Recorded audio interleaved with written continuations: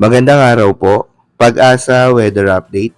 Alamin ang lagay ng panahon ngayong araw na Huwebes, October 5, 2023 at latest update sa bagyong Jenny.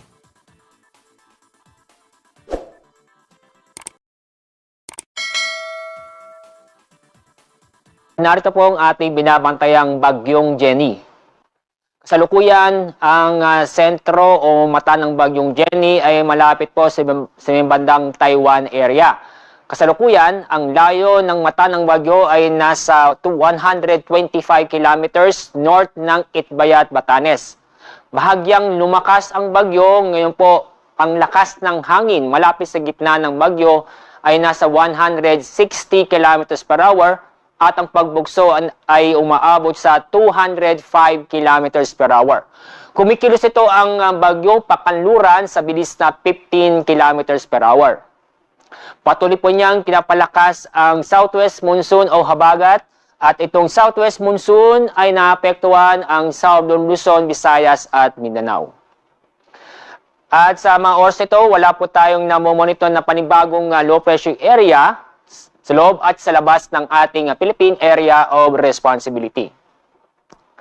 Ngayong araw, dahil sa bagyong Jenny, nakataas pa rin ang signal number 3 sa Batanes, signal number 2 sa northern portion ng Babuyan Islands. Signal number 1 ay nakataas sa lalabing bahagi ng Babuyan Islands, northern portion ng mainland Cagayan, northern portion ng Apayao at northern portion ng Ilocos Norte.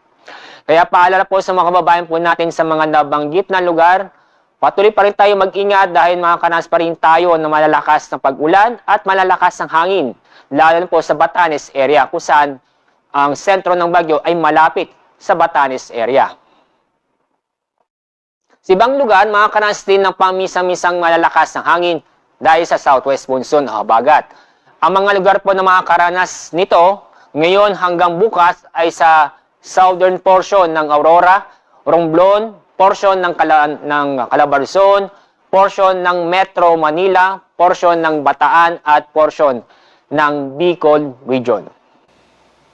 Dahil pa rin sa habagat o southwest monsoon, makakaranas po tayo ng pamisa-misan na malalakas na ulan.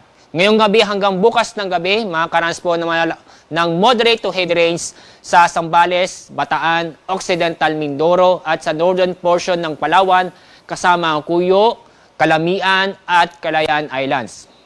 Mula Thursday ng gabi hanggang Friday ng gabi, makakaranas din ng moderate to heavy rains sa Zambales at Bataan. At pagdating po ng Friday night hanggang Saturday night, makakaranas din ng moderate to heavy rains sa Pangasinan, Zambales at Bataan.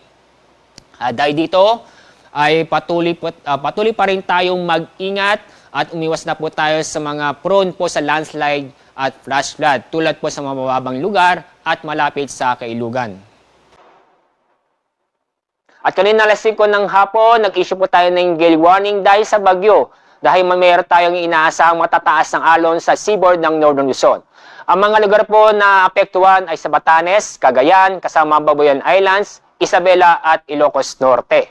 Kaya paalala po sa mga kababayan po natin, automatic pong bawal po malaot dahil sa matataas ng alon, kung saan po ang taas ng alon ay aabot ng 10 metro.